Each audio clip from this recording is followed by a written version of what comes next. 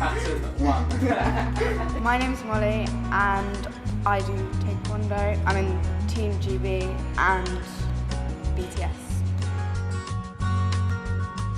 The rules are pretty simple. Just hit the other person more than they hit you.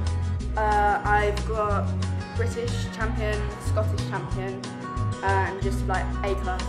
I've got Belgium Open, gold, and some bronzes and silvers and other big tournaments.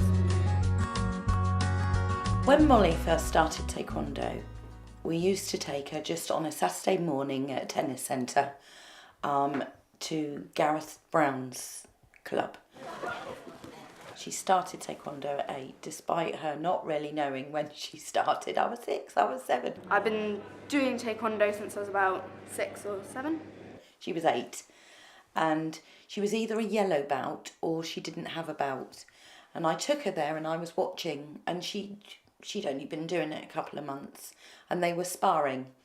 And she sparred against a boy called Adam. Nice kid he was, but he was a year older and a lot more experienced. And they were sparring, and he kicked her smack square on the nose, and it went blood. Of course, I'm like, you know, my little girl. So she cried. She came over to me. I had tissue, holding it up against her nose, and we sort of sat there, and she was grizzling a little bit and watching. And it sort of stopped bleeding, and she said to me, "I want to spar again, Mum." I wanted to start taekwondo because I was at school and some karate person came in. I went home and I was like, I want to do this, whatever. And Mum was like, oh yeah. And then my dad came home and he's like, you're not doing this, you're going to go here, do taekwondo. And then like gave me a date and stuff. I just had to go there. Well, taekwondo to me, it's this sport that I did when I was younger and quite a bit fitter than I am now, and it's something that I'm pleased that Mollie decided she wanted to do it. Never forced her into it, and wouldn't have ever done that, but it's something I'm really pleased that she not only enjoys it, she's doing okay at it. And the only time where I guess I said what she was going to do is, no, if you're going to do something like that, you're going to do taekwondo, and this is who you'll do it with.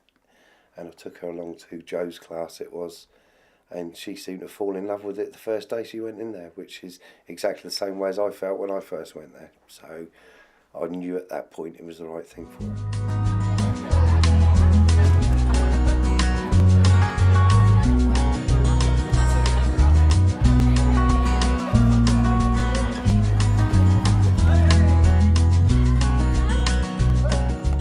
I'm the Chief Instructor of British Taekwondo South, and my role is to make sure that the organisation runs smoothly, with good practice for sport fighters, for people learning just the martial art, or self-defence. I've also been a national team coach for Great Britain and a Great Britain military team coach as well. Mollie, once she's here, she does give it 100%. She likes a bit of fun. She's cheeky. She's got all the characteristics that I like. And all I want to do is concentrate on all her positive things and just carry on making her a champion. Probably my main mentor is Steve, because he's obviously my coach. My name's Stephen Johnson and I am a coach for Taekwondo. So I do push Mollie really hard at training. Sometimes quite hard, she gets annoyed at me. It's not even funny. You don't understand pain. You just don't understand. But I think that's good for the fighter.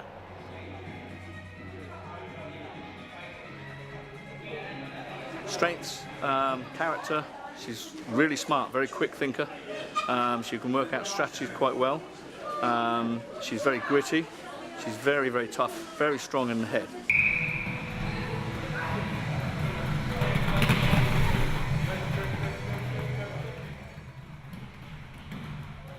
And as part of my professional practice in sports psychology, one of my units, I worked with an elite athlete, and I got allocated to Mollie. She's got a good attitude for the sport she does, being a combat sport. She needs to be kind of aggressive, but at the same time, I think it needs to be quite controlled, which is one thing we've worked on, kind of controlling that aggression. But obviously, at the end of the day, taekwondo, you're trying to kick someone in the head, they're trying to kick you in the head. So you don't want to go in kind of too relaxed. So I think the fact that she's got a fiery temper, I think really kind of facilitates her taekwondo. Taekwondo is not a soft sport. You have to be strong and committed in the sport. So you can't go in there and do it half-hearted. You have to be fully committed every week at training and at competitions. After I came back from training and I broke my foot in the competition, but I still fought and I won. I won my first fight and I won my second fight, and in my third fight I kicked her elbow and I was losing like 4-0, and I kicked her elbow and my foot was like really swollen and was like broken, and then I carried on and then just hit her in the head and then won.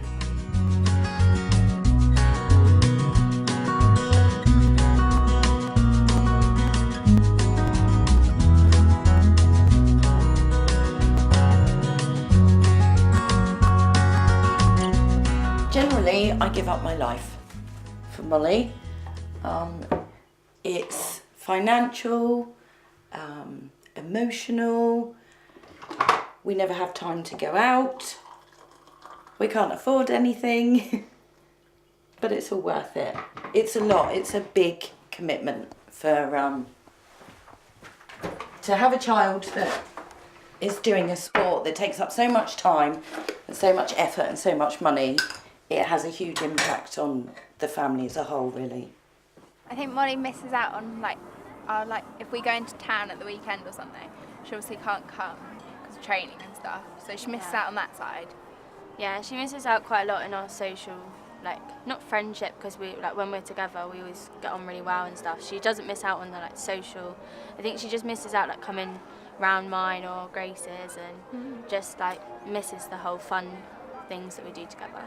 She does tend to have a reduction in a timetable, and more of the social subjects that she tends to do, things like art and PSD, she takes herself away and does her work that she needs to do to catch up with the core subjects. And also the socialising after school, weekends, when we are doing things and our activities in school which she might not be able to take part in. And especially things like end of year camps, which is something that all students tend to get together with and have great time and fun, which she misses out on, unfortunately. She clearly misses out on things. She clearly misses out on parties. She clearly misses out on doing the stupid things like hanging around her mate's house and, the mundane things that lots and lots of kids, would normally do without even thinking about it. So, I think that she makes this choice at the moment. And it's a fairly adult choice to make, and I think that it's a reflection of how focused she is at what she wants to do. I do think I miss out on some things because, like, sometimes there's parties that I can't go to, and like going to town and stuff like that. Like, I'm always training, so can't go to that. It makes me feel sometimes annoyed because I want to go to parties and stuff, but I don't mind because I know that I'm training for big competitions and stuff. Sometimes if I've been to a competition and I've fought badly, then I'll be thinking, waste of time, should have just gone to that party. But when I've gone to a tournament, won gold, and it's a big tournament, and you think, I don't care that I didn't go to a party because, I don't know, just got gold. Obviously it's going to impact her. She trains kind of, once, twice a day minimum. So obviously her friends, I'm guessing, aren't doing that as much. So, it will have an impact. But I think this is the age where if she really wants to push on and do really well, she's going to have to make that sacrifice.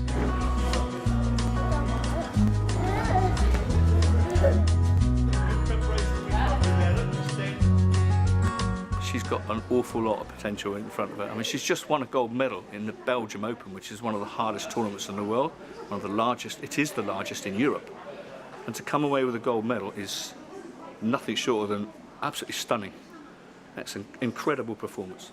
I have achieved gold at Belgium and some silvers and bronzes at other A classes, which are A-class tournaments are the top 4 in the world or whatever.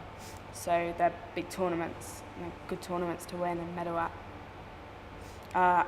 I've also got gold at British Championships. There is a lot of pressure. The pressure to continue to develop. So although she's very good now, in 6 months' time she needs to be better. And then 6 months after that she needs to be better. And she's part of the Great Britain Academy, and she goes there, and they're looking, and she's aware of this, they're looking at, has this child developed? Can we continue to develop her? So that's lots of pressure.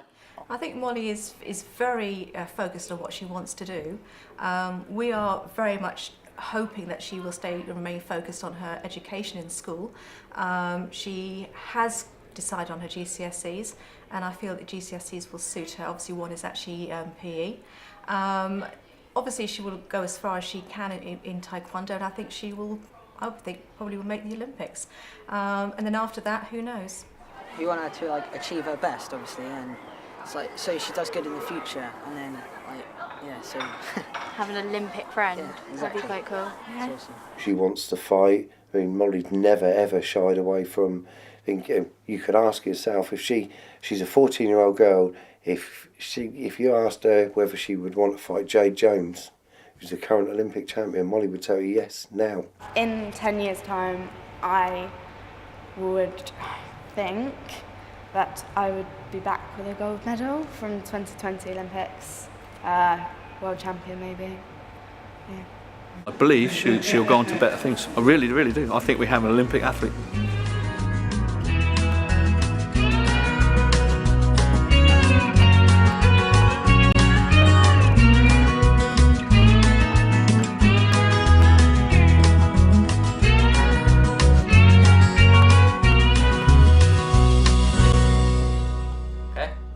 Good, well done.